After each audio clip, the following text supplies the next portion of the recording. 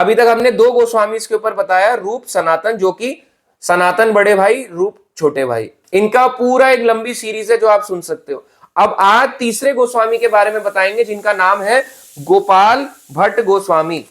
तो गोपाल भट्ट गोस्वामी जो है, ये जो है बचपन से ही जो है ये बहुत ही बड़े भक्त थे। ऐसा नहीं था कि बचपन में कुछ और थे, भौतिकवादी थे, बाद में भक्त बन गए। बचपन से ही भक्त हुआ करते थे और इनके बारे में ज्यादातर कहीं भी किसी भी बुक में पढ़ने को नहीं मिलता। आप क्या हो गए, ऐसा क्यों? जो कृष्णदास कविराज थे, कृष्णदास कविराज ने एक बात कही। उन्होंने कहा, श्री रूप सनातन भट्ट रघुनाथ, श्री जीव गोपाल भट्ट दास रघुनाथ। कृष्णदास कविराज ने ग्रंथ लिखा जिसका नाम है चैतन्य चरितामृत। जैसे भगवान कृष्ण और भगवान कृष्ण के भक्तों से जुड़ी हुई लीलाओं का ग्रंथ है श्रीमद् भागवतम या भागवत महापुराण, वैसे ही चैतन्य महाप्रभु। अब वो तो भगवान थे, पहले की लीलाएं हैं। अब कलयुग में जो भगवान की लीलाएं हैं चैतन्य महाप्रभु की, वो भागवतम में ज्यादा कुछ नहीं दिया हुआ। एक छोटा प्रिडिक्शन दिया हुआ है कि भगवान कलयुग में आएंगे, पर भागवतम में चैतन्य महाप्रभु के बारे में कोई ज्यादा लीलाएं नहीं है। तो अब उन्हीं लीलाओं को डिटेल में एक ग्रंथ आता है, वो है चैतन्य चरितामृत। उसको जिसने लिखा वो है कृष्णदास कविराज गोस्वामी। कृष्णदास कविराज गोस्वामी ने ग्रंथ लिखा, बूढ़े एज में लिखा। जैसे भागवतम लिखा वेद व्यास ने, वैसी चैतन्य चरितामृत चैतन्य महाप्रभु की लाइफ के ऊपर ग्रंथ है जो कि लिखा कृष्णदास कविराज गोस्वामी। अलग अलग राइटर है, वहां वेद व्यास भागवतम के और इधर कृष्णदास कविराज।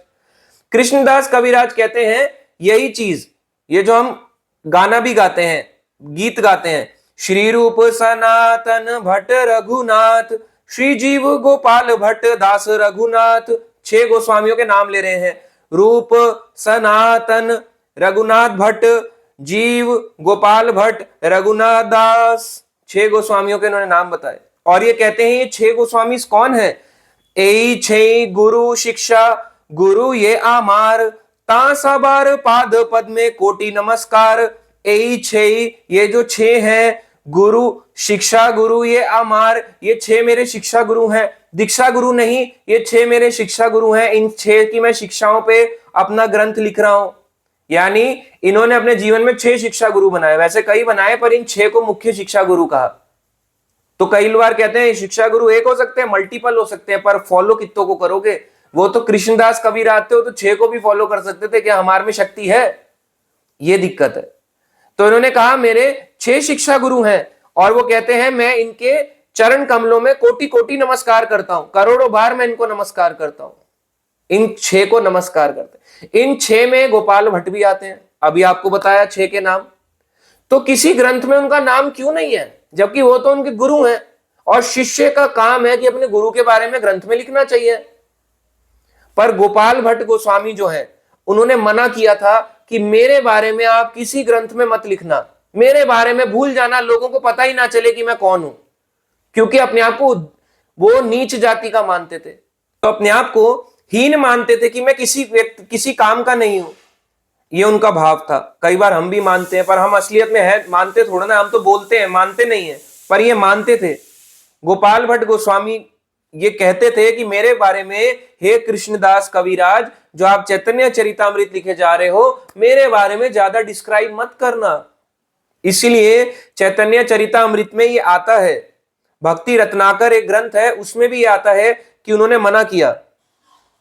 उन्होंने कहा कृष्णदास कविराज महाहिष्ट हैया, वर्णिलेन ग्रंथ अनेकर आज्ञा लैया। कृष्णदास कविराज ने ये ग्रंथ लिखने के लिए कई भक्तों से आज्ञा ली कि मैं एक महान ग्रंथ लिखने जा रहा हूं जिसका नाम है चैतन्य चरितामृत, जिसमें चैतन्य महाप्रभु की लीलाएं हैं। तो कई लोगों के पास आज्ञा लेने गए, सबने आज्ञा प्रदान करी। रूप गोस्वामी ने कहा हाँ लिखिए, मेरे बारे में भी लिख दीजिए, क्योंकि मैं भी तो महाप्रभु से मिला हूं, मैंने शिक्षा ली है। सबने अनुमति दी कि मेरे बारे में भी लिख दीजिए। मगर गोपाल भट्ट के पास गए तो गोपाल भट्ट ने कहा श्री गोपाल भट्ट हिष्ट हैया आज्ञा दिला, ग्रंथ निज प्रसंग वर्णित निषेधिला। कि मेरे बारे में, गोपाल भट्ट गोस्वामी ने कहा, अति आनंदित होकर कहा कि मेरे बारे में कोई भी चीज मत लिखना, निषेधिला, मेरे बारे में निषेध, प्रोहिबिटेड है, आपको कुछ भी नहीं लिखना। अपने गुरु की बात माननी पड़ेगी, नहीं माननी पड़ेगी। तो इसलिए चैतन्य चरितामृत पढ़ते पढ़ते भी ज्यादा डिटेलिंग ही नहीं है। अब उनका डिटेल लाए कहां से? गोपाल भट्ट गोस्वामी जिन्होंने खुद ही अपने बारे में बोल दिया मेरे बारे में लिखा ही ना जाए, लोगों को पता ना चले मैं कौन था। अब आप सोचो कितना बड़ा भक्ति का स्तर है।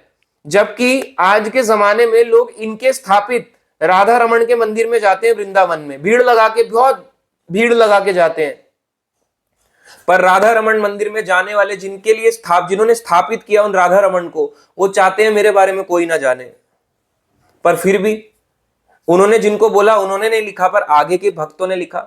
तो भक्ति रत्नाकर में उनके बारे में थोड़ा सा डिटेलिंग मिलती है। कुछ और ग्रंथ हैं, अनुरागवल्ली, कर्णानंद, ऐसे कुछ, चैतन्य चरितामृत महाकाव्य, ऐसे कुछ अलग अलग ग्रंथों में मर्ज करके बताया गया कि गोपाल भट्ट गोस्वामी क्या थे और उनका क्या जीवन था। पहले तो पता होना चाहिए ना हम किसके बारे में पढ़ रहे हैं, कहां से आया। व्यक्ति कह रहे मेरे बारे में लिखो ही मत, एक महान आचार्य थे तो उनके बारे में पहले तो यही है कि इंफॉर्मेशन, तो इन इंफॉर्मेशन को ढूंढ के लाके फिर लिखा गया। अब आता है कि गोपाल भट्ट गोस्वामी इस संसार में कितने साल रहे। कुल मिला के 75 ईयर्स रहे, 75 साल। इनका जो जन्म हुआ था वो हुआ 1503 में, और इनकी जो अंतिम जो डिसअपियर था, जिस दिन चले गए संसार थे, वो था 1578 यानी 1578। 1503 में जन्म हुआ, 1578 में भगवान के धाम को चले गए। अभी चल रहा है 2026, तो करीब ये 500 साल पुरानी लीला है। ये 30 वर्ष तक 30 साल गृहस्थ रहे, 45 साल सन्यास में रहे। 75 ईयर्स में से 30 साल गृहस्थ, ज्यादातर इन्होंने समय सन्यास में बिताया, 45 साल। रूप और सनातन गोस्वामी की तरह भी ये भी ज्यादा समय सन्यास रूप में ही इन्होंने बिताया है। तो एक समय की बात है, गोपाल भट्ट जो है इनका जन्म हुआ श्रीरंगम नामक स्थान में। इनका पिता का नाम था श्री वेंकट भट्ट। गोपाल भट्ट का नाम कैसे पड़ा? क्योंकि इनके पिता का नाम था वेंकट भट्ट, वेंकट भट्ट। और ये द्रविडियन ब्राह्मण थे, साउथ इंडियन ब्राह्मण थे, और इनके पिता जो थे श्री संप्रदाय को फॉलो करते थे। आपने श्री संप्रदाय देखा होगा, जो ऐसे व्हाइट कलर का तिलक लगाते हैं और बीच में रेड रहता है, व्हाइट एंड रेड। एक रामानंदी भी है और एक श्री संप्रदाय है, व्हाइट ऐसे आता है फिर बीच में रेड। तो ये है श्री संप्रदाय। जैसे हमारे संप्रदाय में मंत्र जाप करते हैं, हरे कृष्णा कृष्णा कृष्णा हरे हरे, हरे राम राम राम हरे हरे। इनके संप्रदाय में मंत्र जाप करते हैं, ओम नमो नारायण, ओम नमो नारायण, ओम नमो नारायण। इनके उसमें ये जाप करते हैं। तो यहां पे नारायण को ऊंचा बताया गया है, नारायण भक्ति बताई गई। इनके संप्रदाय के आचार्य थे रामानुजाचार्य, जिनका आप सुना होगा हैदराबाद में एक बहुत बड़ी, उनका एक बहुत बड़ी प्रतिमा यानी मूर्ति बनाई गई है, स्टैचू ऑफ, आई थिंक क्या बोलते हैं उसको, जो भी है इंग्लिश में, तो वो उनका एक बहुत बड़ी प्रतिमा है, वहां बनाई गई है हैदराबाद में रामानुजाचार्य की। तो ये वो है रामानुजाचार्य का। आपने फोटो देखा होगा, ऐसे करके बैठे हैं और ऐसे फ्लैग लिया हुआ है, ऐसे करके। कई मंदिरों में जाओगे आपको दिख जाएगा रामानुजाचार्य। रामानुजाचार्य कलयुग में लक्ष्मण जी थे, कलयुग में लक्ष्मण जी रामानुजाचार्य बन के आए। उन्होंने मंत्र दिया, आने वाली पीढ़ियों में मंत्र आया ओम नमो नारायण। तो श्री संप्रदाय में यह मंत्र जाप किया जाता है, और यही वेंकट भट्ट भी जाप करते थे, ओम नमो नारायण, ओम नमो नारायण।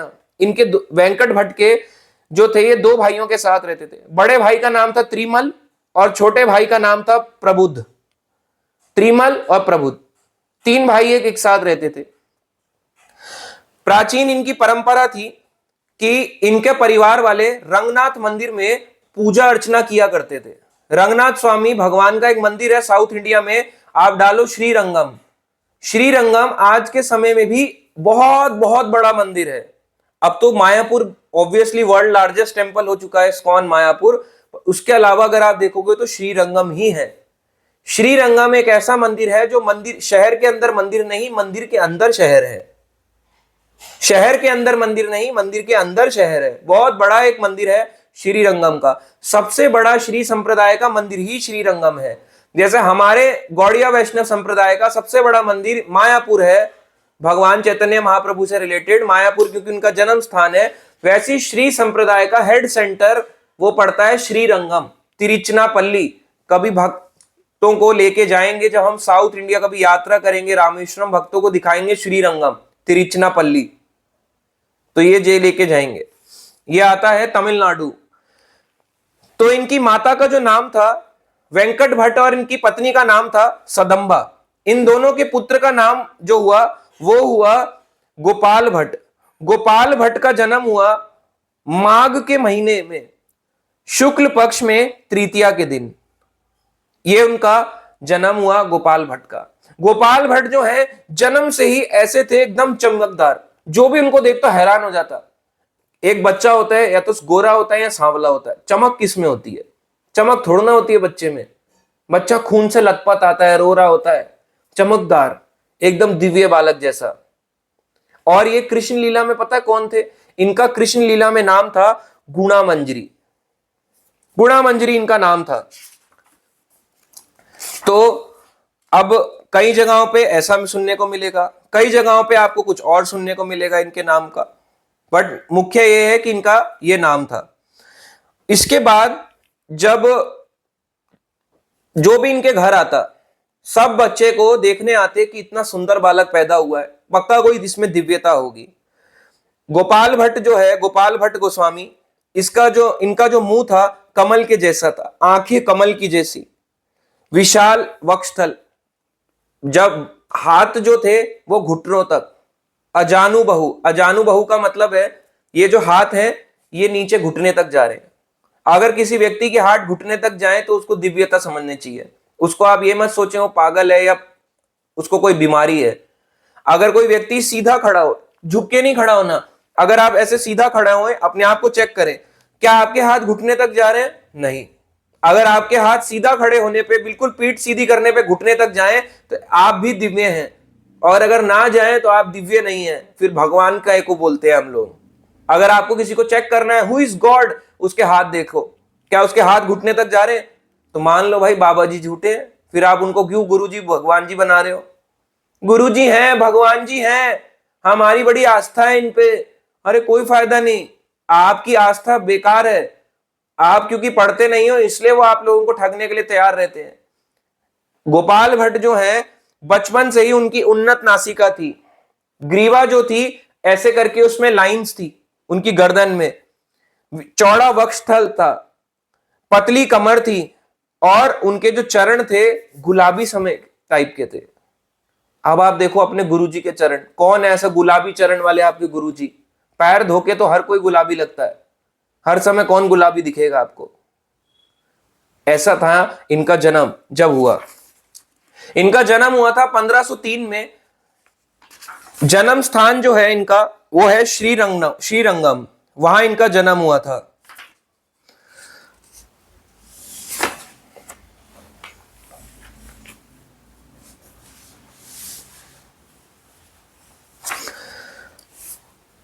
वेंकट भट्ट जो है, अब जब ये बालक बड़ा हो रहा, वेंकट भट्ट ने अपने छोटे भाई प्रबुद्ध को कहा कि तुम इसे शिक्षा दो।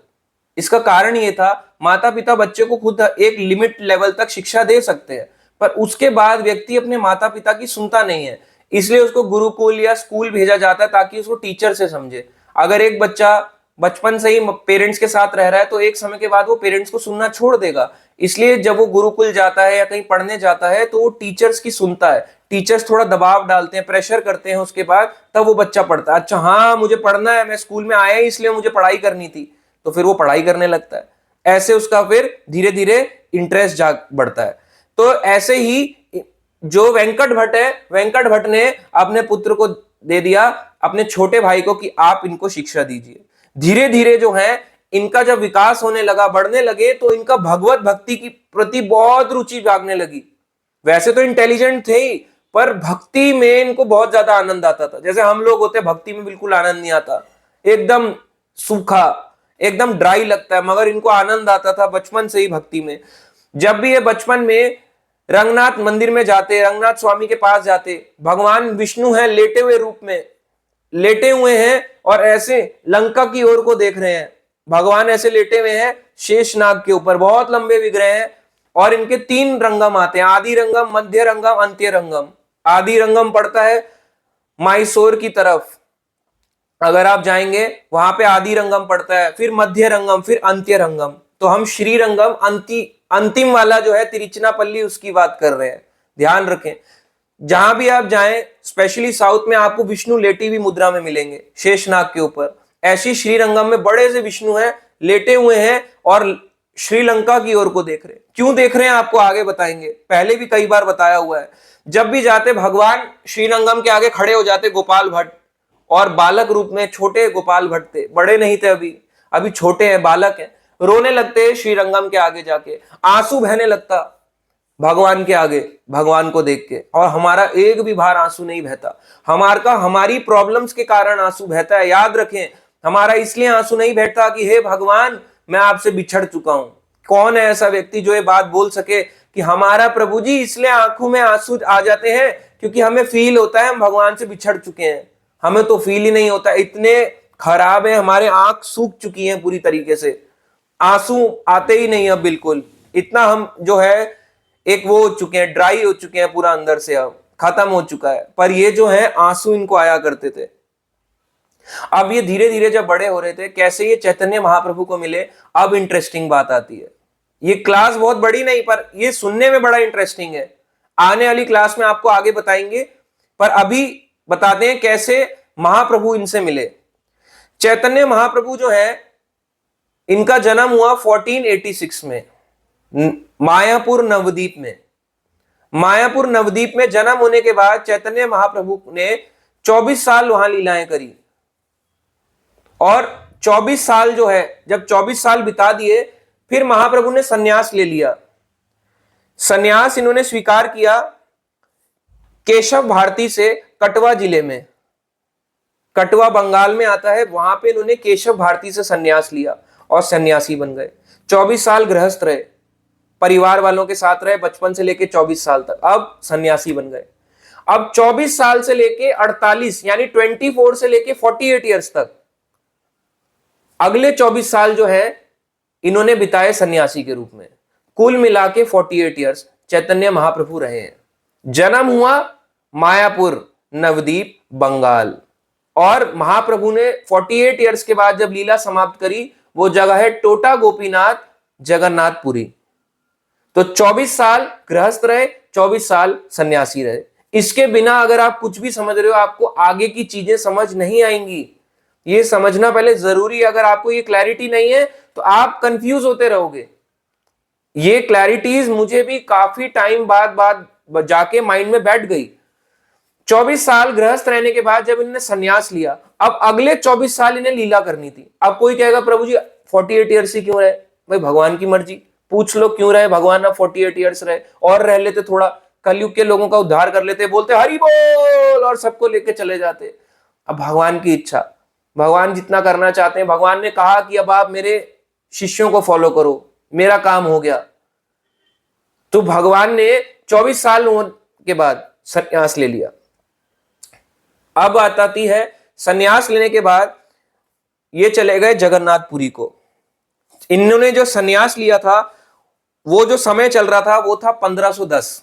अभी क्या चल रहा है? 2026। ध्यान से सुने डेट्स को। 1486 1486 में महाप्रभु का जन्म हुआ। 1486 से लेके अगर उसमें 1510 तक देखें तो 24 साल बीत गए। 1510 में चैतन्य महाप्रभु ने सन्यास लिया कटवा में। जब उन्होंने सन्यास लिया था तो वो महीना था माघ का, और माघ महीने के बाद आता है फाल्गुन, जब होली का समय आता है। फाल्गुन के महीने में चैतन्य महाप्रभु जगन्नाथपुरी चले गए। फाल्गुन मास का जब अंत हो गया, डोल यात्रा देखी, और उसके बाद आगे जाके चैत्र मास आया। अभी क्या चल रहा है? चैत्र, माघ, फाल्गुन, चैत्र, बैसाख। गलत तो नहीं कह रहा? आप सब ऐसे जानते हो। अभी कौन सा है? चैत्र महीना, चैत्र के नवरात्रे। अभी तो जानते होगे चैत्र के नवरात्रे। चैत्र के महीने में उन्होंने सार्वभौम भट्टाचार्य का उद्धार किया। उसके बाद बैसाख का महीना आया। बैसाख के महीने में उन्होंने सोचा अब मुझे जाना चाहिए दक्षिण भारत को, यात्रा करनी चाहिए। अब समझने की बात है, महाप्रभु यानी आप लगा लो माघ का महीना, फरवरी का महीना, फरवरी के महीने में सन्यास ले लिया करीब करीब, मार्च के महीने में नहीं, फिर वो मार्च के महीने में चले गए जगन्नाथपुरी, अप्रैल में जगन्नाथपुरी रहे, और अप्रैल एंड जब आता है, बैसाख का महीना कभी अप्रैल में आ जाता है कभी मई में आता है, जो अप्रैल का महीना था, बैसाख का महीना, उसमें वो चले गए कि अब मुझे दक्षिण भारत, साउथ इंडिया जाना चाहिए। कारण ये था साउथ इंडिया में जाके प्रचार करना चाहिए, प्रीचिंग करनी चाहिए साउथ में जाके, और ऑब्वियसली पूरा भारत भ्रमण करके आऊंगा तो प्रचार होगा, तो इन्होंने ये ठाना। तो चैतन्य महाप्रभु ने कुल मिला के 48 ईयर्स में से 24 साल गृहस्थ, 24 साल सन्यास, सन्यास के 24 साल में से शुरू के 6 साल जो है वो ऑल इंडिया ट्रैवल किया, और 18 साल जगन्नाथपुरी रहे। शुरू के 6 साल उन्हें खूब ट्रैवल किया। वो जो ट्रैवलिंग देखते हो वो यही है, यही ट्रैवलिंग है जहां जहां वो गए थे। हम कहते हैं ना चैतन्य महाप्रभु यहां गए, यहां गए, यहां गए, यहां गए, तो कब गए थे? 24 साल तो भाई गृहस्थी थे, उसके बाद 24 से लेके 30 साल की उम्र, ये जो 6 साल थे इसमें उन्होंने ट्रैवल किया, और 30 से लेके 48 ईयर्स तक वो कंप्लीटली जगन्नाथपुरी में रहे। ऐसे इनकी लीलाएं चली है। तो अब ये आगे बढ़े, अपनी दक्षिण भारत की यात्रा को आगे बढ़ने के लिए बढ़े। जब ये जा रहे थे, सारे भक्तों को उन्होंने बुलाया जगन्नाथपुरी के, क्योंकि जगन्नाथपुरी एक ऐसा जगह थी जो गढ़ था। सब जहां जहां महाप्रभु जाते वहां वहां भक्त आ जाते, और इनको दर्शन पाने के लिए कौन नहीं चाहेगा, कि कौन भक्त इनसे मिलना नहीं चाहेगा? सारे भक्त इनसे मिलना चाहते थे। यहां तक कि आप देखो गुरु नानक देव जी जो है, उन्होंने भी चैतन्य महाप्रभु का दर्शन किया, वो भी हरे कृष्ण महामंत्र जपते थे, नित्यानंद प्रभु से दीक्षा भी ली। ऐसे ही और भी भक्त थे, बड़े बड़े भक्त आते जगन्नाथपुरी में चैतन्य महाप्रभु का दर्शन पाने के लिए। महाप्रभु ने सबको बुलाया एक दिन। अब महाप्रभु क्योंकि साउथ इंडिया जा रहे थे ना, बुलाने आए, 6 साल के लिए भाई दिखाई नहीं देंगे, कितनी बड़ी बात है, सबको बुलाया। जीसस क्राइस्ट भी 6 साल रहे। आपको बताएं, चैतन्य महाप्रभु से नहीं मिले थे, पर 6 साल वो भी जगन्नाथपुरी में रहे हैं। तो सोचने की बात है, वो भी रहे हैं जगन्नाथपुरी। तो जगन्नाथपुरी गढ़ था, विद्या जहां से जाती थी। तो चैतन्य महाप्रभु ने सबको बुलाया, सारे भक्तों को इकट्ठा किया, सबको कहा कि अब मैं जो हूं, मैं बहुत दूर यात्रा पे जा रहा हूं, लंबी यात्रा के बाद ही मैं सबसे मिल पाऊंगा। महाप्रभु को बहुत वो था, वियोग सता रहा था। कह रहे पर इस यात्रा में मेरा एक अनुरोध है, मेरी एक रिक्वेस्ट है, कोई मेरा पीछा ना करे, मैं अकेले जाना चाहता हूं। इस यात्रा में केवल और केवल मैं अकेले जाऊंगा। महाप्रभु ने सारे भक्तों को कहा, और कहा जब तक मैं लौट ना जाऊं तब तक तुम सभी जगन्नाथपुरी में ही रहना। और महाप्रभु ने कहा, इस प्रकार से आज्ञा मांगी और आगे बढ़े। अब जब महाप्रभु आगे बढ़ रहे थे, आगे बढ़ते बढ़ते पहुंचे अलरनाथ, जगन्नाथपुरी से चल के अलरनाथ। अब आपको बताते हैं अलरनाथ क्या है। अलरनाथ एक जगह है, एक वो लीला स्थली है जब जगन्नाथपुरी में दर्शन बंद हो जाता है जगन्नाथ जी का। जगन्नाथ जी लीला करते हैं, बीमार हो गए, स्नान किया, बहुत बीमार हो गए, अब केवल रथ यात्रा में ही निकलेंगे, बीमार हैं कई दिनों के लिए।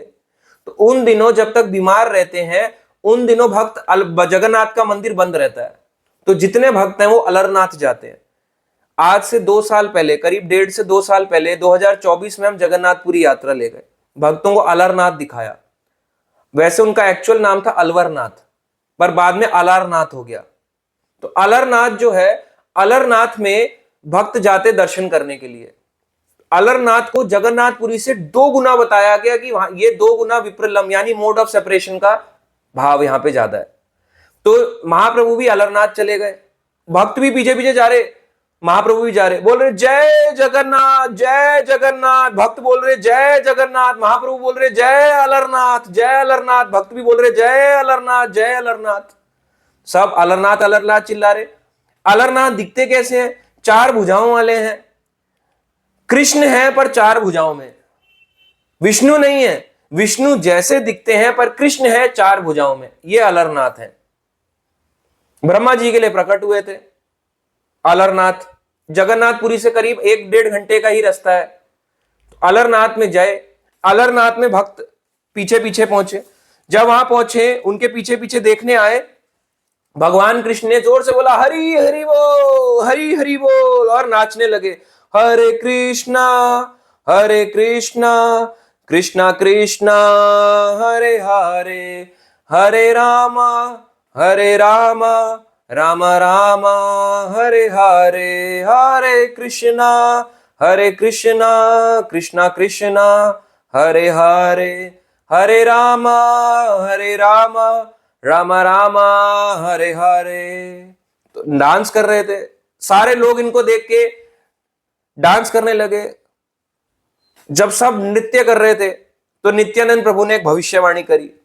देखी नित्यानंद प्रभु कहे भक्त गणे, एई रूपे नृत्य आगे हबे ग्रामे ग्रामे। देखी नित्यानंद प्रभु कहे, नित्यानंद प्रभु ने एक बात करी, ये सब देख के भक्त गणों से कहा, एई रूपे नृत्य आगे हबे ग्रामे ग्रामे।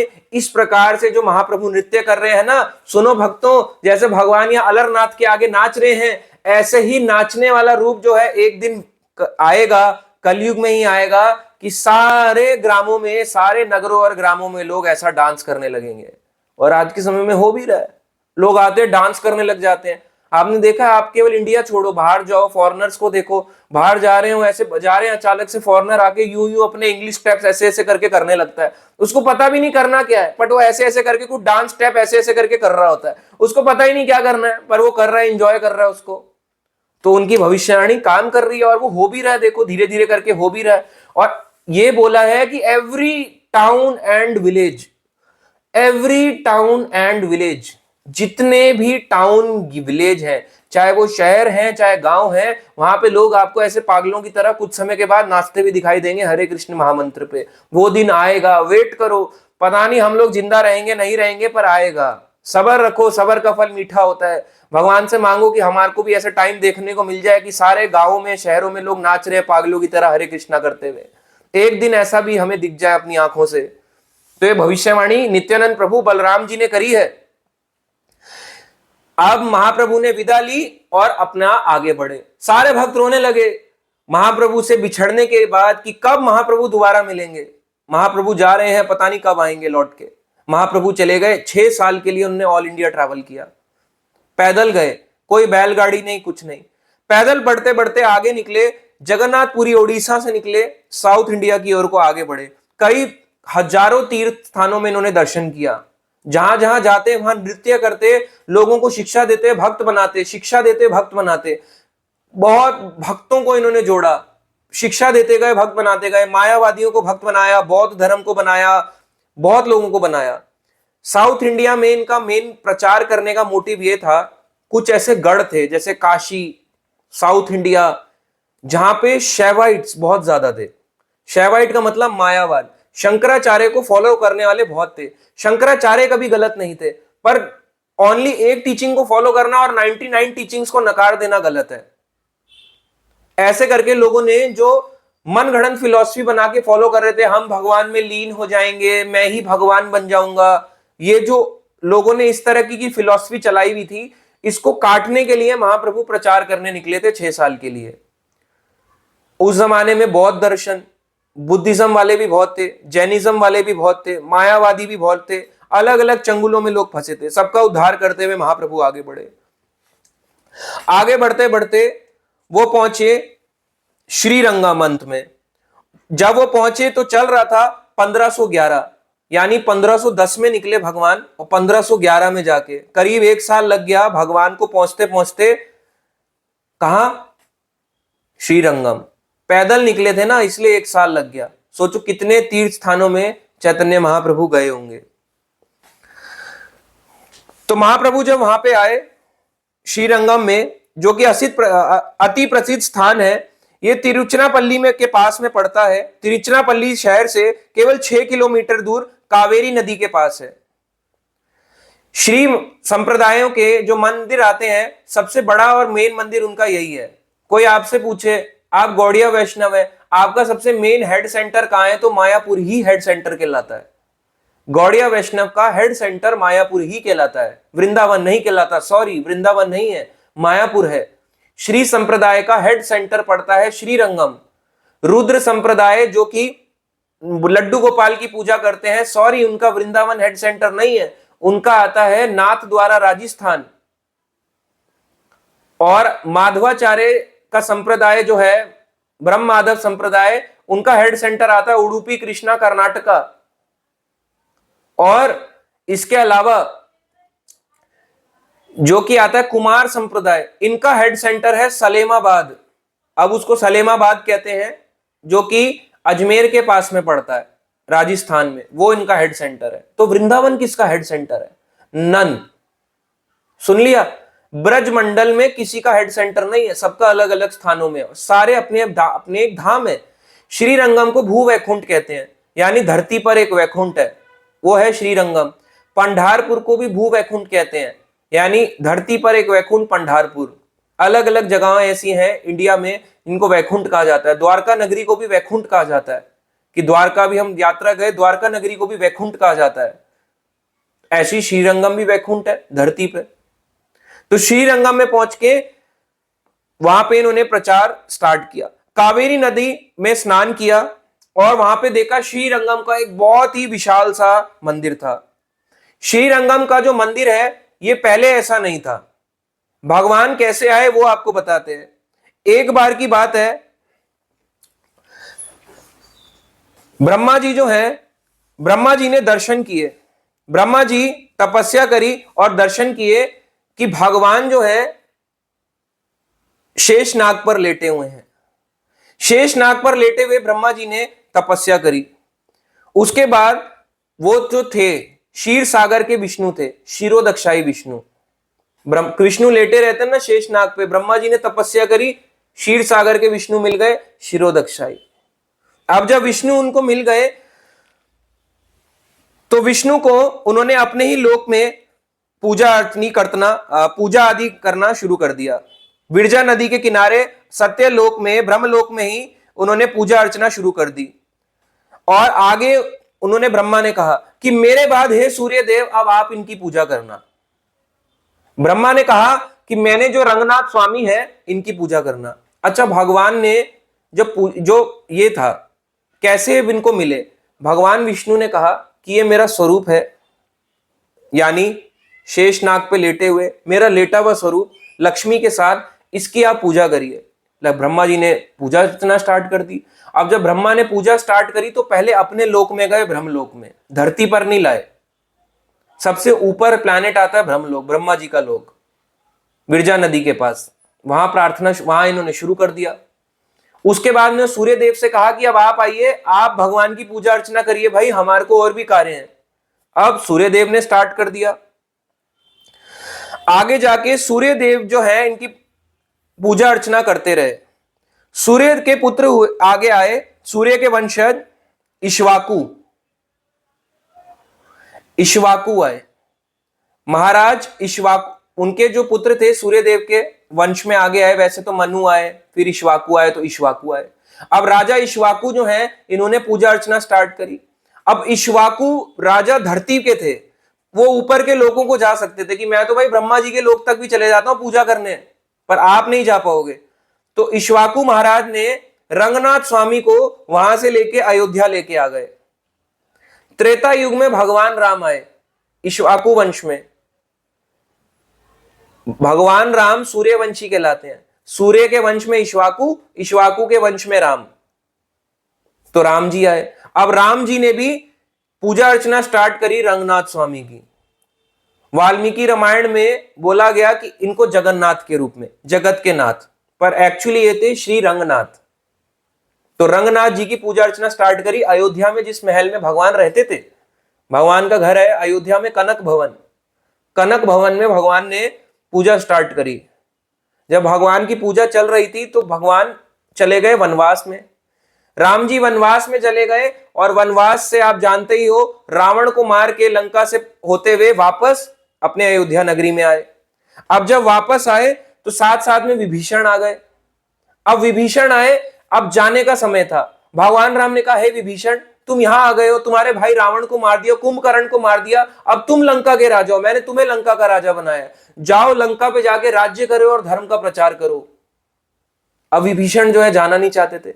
विभीषण ने कहा कैसे जाऊं, हनुमान जी को तो आपने यहां रोक लिया, क्योंकि हनुमान जी तो आपका साक्षात दर्शन करते हैं अयोध्या में, और मैं कहां जाऊं, मैं कैसे रहूंगा आपके बिना। मैं तो रावण के महल के आसपास भी राम राम राम राम राम राम राम राम जपता था, और आप अब मेरे को अपने से दूर भेज रहे हैं। तो राम जी ने कहा ये रंगनाथ स्वामी है, ये रंगनाथ स्वामी ब्रह्मा जी के लिए प्रकट हुए। क्षीर सागर से भगवान विष्णु ने दर्शन दिया और भगवान ने अपना विग्रह प्रदान किया ब्रह्मा जी को। ये वही क्षीरोदक्षाई विष्णु रंगनाथ स्वामी के नाम से जाने जाते हैं। शेष नाग पे लेटे हुए हैं। पहले ब्रह्मा ने पूजा करी अपने ब्रह्मलोक में, फिर सूर्य देव ने पूजा करी, आने वाले टाइम में इक्ष्वाकु ने पूजा करी। इक्ष्वाकु तो वहां जा सकते थे, पर इक्ष्वाकु ने सोचा कि आने वाली पीढ़ी जो है त्रेता युग में वो इतनी ऊंचाई पे नहीं जा पाएगी ब्रह्मा के लोक तक, इनको नीचे ले आता हूं, अयोध्या में ले आए। राम जी कहते हैं मैंने इनकी पूजा करी, भगवान राम कहते हैं मैंने इनकी साक्षात पूजा करी है। अब हे विभीषण तुम क्या, क्योंकि यहां आए हो, मेरे पास आए हो, तो ये लो। उन्होंने, भगवान राम ने अयोध्या से श्री रंगनाथ स्वामी को विभीषण को दे दिया, इनको लेके जाओ और अपने राज्य में स्थापित करो, और लंका में स्थापित करने के बाद इनकी पूजा अर्चना करना। जब तुम इनकी पूजा करोगे तुम्हारे को मेरा वियोग नहीं सताएगा। विभीषण लेके जाने लगे रंगनाथ जी को। अब रंगनाथ जी की एक वो थी, भाई अगर आपने मुझे रख दिया मैं वहीं पे स्थापित हो जाऊंगा, दैट्स इट, ये मेरा डिसीजन है। जैसे साक्षी गोपाल ने कहा भाई पीछे देखोगे वहीं स्थापित हो जाऊंगा, ऐसे ही इनके लिए भी हो गया। अब इनके लिए कैसी बात है, विभीषण जी लेके गए, पहुंचे देखो अयोध्या से चले, विमान पर लेके जा रहे वापस, कहां पे, अपने पास लंका में। इनको कुछ समय के लिए उन्होंने देखा, विश्राम करना चाहा। कोई जगह आता है विश्राम, कई जगह आता है फेस्टिवल मनाने के लिए रुके, तो रुक गए। तिरुचिरापल्ली में रुके, जो कि है तमिलनाडु, वहां पे रुके। वहां पे रुकने के बाद भगवान को भी इन्होंने वहीं स्थापित करवा दिया। अब इन्होंने भगवान को उठाना चाहा, विश्राम के बाद भगवान नहीं उठे। भगवान बोले हे विभीषण अब मैं यहीं पे रहूंगा, यही मेरा धाम कहलाएगा। और उस दिन से वो जगह बन गई श्री रंग क्षेत्र। तो रंगनाथ स्वामी वहीं पे विराजमान हो गए। अब विभीषण रोने लगे, हे भगवान आपने मेरे साथ इतना अन्याय क्यों करा, आप तो मेरे को साक्षात भगवान राम ने कहा कि लंका जाएंगे, अब आप यहां स्थापित हो गए। उन्होंने कहा कि मेरी जो आंखें हैं, मेरी दृष्टि जो है हमेशा तुम्हें देखती रहेगी विभीषण। इसलिए भगवान का जो विग्रह है वहां पे रंगनाथ स्वामी में, साउथ इंडिया में, ये इंडिया का नक्शा है, नीचे लंका आता है। तो नीचे जो लंका का है, ये जो पोर्शन है यहां नीचे, भगवान की आंखें लंका की ओर है। मान लो अगर इस तरफ लंका है और इस तरफ इंडिया का ऊपर का हिस्सा है, तो भगवान ऐसे लंका की ओर को देख रहे हैं कि मेरा भक्त विभीषण क्या कर रहा है। इसलिए भगवान वहीं स्थापित हो गए कि वो चाहते थे कि हमेशा मेरी कृपा दृष्टि जो है, मेरे चरण भी विभीषण को रहे और मेरी कृपा दृष्टि आंखें भी विभीषण को देखती रहे। इतना महान भक्त था विभीषण, इसलिए भगवान वहीं स्थापित हो गए। और तब से विभीषण जो है, आज भी कहा जाता है कि साल में आज ही विभीषण आते हैं, हर साल रंगनाथ जी की पूजा करते हैं, अदृश्य रूप में आते हैं या कोई भेष बदल के आते हैं, आपको पता भी नहीं चलेगा, और रंगनाथ जी की पूजा करते हैं। आज भी एट प्रेजेंट भी रंगनाथ मंदिर में ऐसा ही है। रंगनाथ मंदिर इतना बड़ा है, रंगनाथ मंदिर में जो इनके आचार्य है रामानुजाचार्य, रामानुजाचार्य को कोई समाधि नहीं दी गई, उनका शरीर एज इट इज प्रिजर्व करके रखा गया है। और वो है आज भी प्रिजर्व करके वहां पे श्री रंगनाथ मंदिर के अंदर ही है। यानी ऐसा नहीं कि शरीर को जला दिया या वो भगवान के धाम को चले गए, एज इट इज शरीर है उनका, एज इट इज बैठा हुआ है, और ऐसे उनका फ्लैग है, रामानुजाचार्य ऐसे करके बैठे हुए हैं। आज भी वो मंदिर में एज इट इज रामानुजाचार्य का है विग्रह, और वो बनाया नहीं गया है, वो साक्षात भी है। आप समझो कोई प्रकट नहीं हुआ है, वो बैठे हुए हैं एज इट इज, ऐसी बैठे बैठे ही वो समाधि रूप में ही है। बस कोई ऐसी जगह नहीं है, केवल रामानुजाचार्य का विग्रह ही है। इसलिए भू वैकुंठ कहते हैं, और श्री संप्रदाय का सबसे बड़ा मंदिर ही श्रीरंगम क्षेत्र है। तो श्रीरंग में पहुंचे और वहां के पुजारी थे वेंकट भट्ट, और उनके भाई जितने भी थे परिवार वाले वहां के पूजा करते थे। और वेंकट भट्ट के बेटे ही थे गोपाल भट्ट, यानी पुजारी के बेटे हो गए गोपाल भट्ट गोस्वामी। तो चैतन्य महाप्रभु पहुंचे वहां पे जहां रंगनाथ स्वामी जी थे। उन्होंने हैरान होकर देखा, इतना विशाल मंदिर, महाप्रभु ने। तो महाप्रभु जो है, महाप्रभु ने जब वहां पहुंचे कावेरी नदी पे, सारे लोग बहुत हैरान हुए। दर्शन के लिए उन्होंने वहां पे भगवान को स्तुति और प्रणाम किया। उसके बाद अब महाप्रभु है, राधा रानी के भाव में है। राधा रानी कृष्ण को देख के क्या फील करती है? सेपरेशन।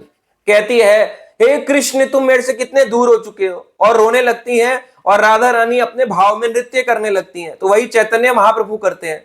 तो चैतन्य महाप्रभु के बारे में कहा गया, ये चैतन्य चरितामृत की बात बता रहा हूं, कोई और से नहीं बात बता रहे। प्रेमावेश कैला बहुत गान नर्तन, देखी चमत्कार हैला सब लोकेर मन। प्रेमावेश कैला बहुत गान नर्तन, गान गाने लगे और नृत्य करने लगे। हरे कृष्णा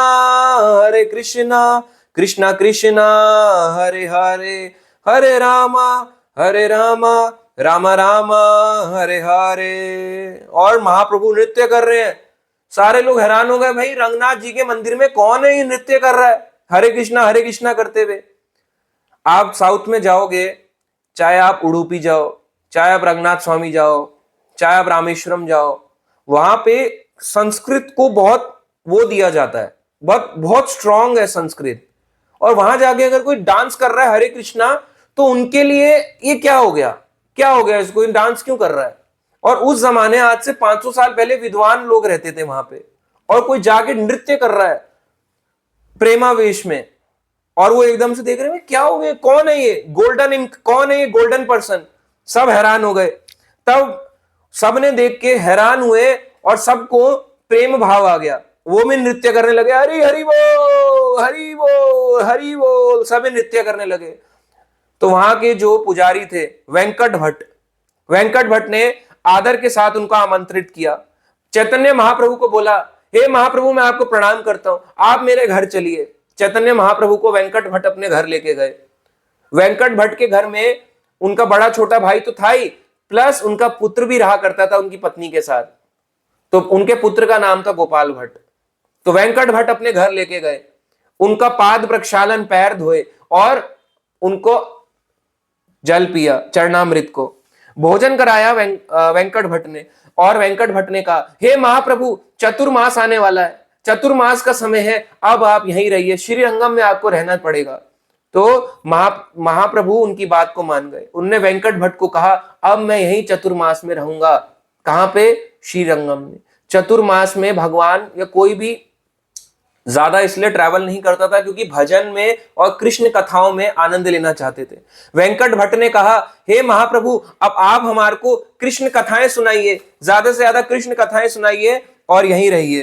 तो महाप्रभु जब वहां रहे श्रीरंगम में, तो नित्य प्रतिदिन कावेरी नदी में स्नान करते और रंगनाथ मंदिर के दर्शन करते। प्रतिदिन इसी भावावेश में जाते और नाचते, मंदिर के अंदर नाच रहे हैं। जबकि आप देखो, अगर दिल्ली में भी कोई व्यक्ति या भक्त हमारे साथ गए हैं, उनको पता है ये चीजें साउथ के मंदिरों में इतना ज्यादा नहीं है। वहां थोड़ा डिसिप्लिन्ड है और एकदम से हरि वो हरि वो हरि वो। अब ये सब चीजें वहां पे डिफरेंट तरीके का डिसिप्लिन है, वैदिक रूप से डिसिप्लिन चलता है। और एकदम से अगर आप वहां शोर मचाने लग जाओ, हरे कृष्णा और नृत्य करने लग जाओ, तो उनको लगेगा क्या हो गया, शायद ये पालन नहीं करता है। पर चैतन्य महाप्रभु को कोई जान ही नहीं पाया कि ये तो और कोई नहीं, वही रंगनाथ जो उधर लेटे हुए हैं और वही रंगनाथ इधर नृत्य करने आ गए हैं। जो पहले भगवान लेटे हुए हैं जिनकी हम पूजा कर रहे हैं, वही रंगनाथ जी अब डांस करने आए हैं हमारे सामने। तो चैतन्य महाप्रभु वहां पे मंदिरों के अंदर, रंगनाथ स्वामी के मंदिर के अंदर नृत्य किया करते। सारे लोग जो हैं उनको देख के फॉलो करते और वो भी नृत्य करने लगते। ऐसे ही दिन भर दिन बीतते गए और लाखों देश विदेश के लोग चैतन्य महाप्रभु को देखने आने लगे। और महाप्रभु हमेशा क्या गाते? हरे कृष्णा कृष्णा कृष्णा हरे हरे, हरे राम राम राम हरे हरे, हरे कृष्णा कृष्णा कृष्णा हरे हरे, हरे राम राम राम हरे हरे। और वेंकट भट्ट का जो छोटा, यानी जो उनका बेटा था बालक, उसका नाम था गोपाल भट्ट। यही बाकी आगे बन के चलता है, जो बनता है गोपाल भट्ट गोस्वामी। गोपाल भट्ट गोस्वामी जो है, यानी इससे आपको एक बात समझ में आनी चाहिए, वो पहले मंत्र जाप हरे कृष्ण महामंत्र नहीं, वो पहले करते थे ओम नमो नारायण, ओम नमो नारायण, नारायण ही परम है, नारायण का नाम लिया करते थे, ओम नमो नारायण का जाप करते थे। और महाप्रभु क्या बोलने आए, हरे कृष्णा कृष्णा कृष्णा हरे हरे, हरे राम राम राम हरे हरे। कोई बोलेगा प्रभु जी ये वाला छोटा है ये वाला बड़ा है, पहले तो देखो मंत्र को कंपैरिजन नहीं करना चाहिए, पहली चीज। दूसरी चीज आती है कृष्ण श्रेष्ठ विष्णु श्रेष्ठ, कौन बड़ा, ये अगली क्लास में बताएंगे आपको। पर वेंकट भट्ट जो है, वेंकट भट्ट को इन्होंने बताया कि कौन ऊंचा है, श्री संप्रदाय ऊंचा या गौड़िया वैष्णव ऊंचा, ये चैतन्य महाप्रभु ने शिक्षा दी। कृष्ण ऊंचे या विष्णु ऊंचे, कृष्ण से विष्णु आए या विष्णु से कृष्ण आए, उन्होंने इस बात को क्लैरिटी दी कि कृष्ण से विष्णु आए। हरे कृष्णा जब कोई जपता है इसमें सारे मंत्र आ जाते हैं, इस मंत्र को जपने के बाद अन्य कोई मंत्र की जपने की आवश्यकता नहीं रह जाती, क्योंकि इसमें सारे मंत्र का समावेश, सारे मंत्र इसके अंदर समा जाते हैं।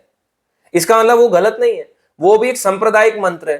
तो गोपाल भट्ट गोस्वामी और उनके पिता वेंकट भट्ट, ये लोग श्री संप्रदाय के थे, स्ट्रॉन्ग फॉलोअर्स ऑफ श्री संप्रदाय। व्हाइट कलर का तिलक, बीच में रेड, इस प्रकार से भक्त थे, शुद्ध भक्त थे। बाद में ये हरे कृष्णा जपने लगे और गौड़िया संप्रदाय में आ गए। गोपाल भट्ट श्री संप्रदाय से गौड़िया संप्रदाय में आ गए और बन गए गोपाल भट्ट गोस्वामी। शुरू में ये श्री संप्रदाय को फॉलो किया करते थे। और जब भी चैतन्य महाप्रभु रंगनाथ मंदिर में जाते, नृत्य करते, अश्रु बहाते, आंखों से रोते रंगनाथ जी को देख के, यही चीज छोटा गोपाल भट्ट भी देखा करता। रोज गोपाल भट्ट देखता महाप्रभु आए हैं, महाप्रभु भगवान के आगे रो रहे हैं, ये उसको देख के बड़ा हैरानी होती। उस जमाने में थी क्या उम्र, ये बात है 1511 की। 1503 में तो गोपाल भट्ट का जन्म हुआ है, 8 साल का बालक है। 8 साल का बच्चा देख रहा है कौन है ये जो भगवान के आगे इतना रो रहा है, ऐसा तो मैं भी नहीं रोता, जो ऐसा तो मैं भी कभी डांस नहीं करता जैसे ये नृत्य करते हैं। डांस देख के हैरान हो जाते चैतन्य महाप्रभु का। इसलिए जो ये संप्रदाय है गौड़िया वैष्णव, इसमें नृत्य भी है, कीर्तन भी है, और इसमें यही कहा गया कि सबसे ऊंचा जो है वो है हरे कृष्ण महामंत्र। इसलिए हरे कृष्ण महामंत्र जो भी जाप करता है उसमें सारे मंत्र अपने आप आ जाते हैं। अन्य कोई मंत्र, चाहे ओम नमः शिवाय हो, जय माता दी हो, कोई भी मंत्र करने की रिक्वायरमेंट नहीं बचती। केवल क्या, हरे कृष्णा कृष्णा कृष्णा हरे हरे, हरे राम राम राम हरे हरे, ये मंत्र जाप करो और chant Hare Krishna and be happy, Hare Krishna chant करो और खुश रहो।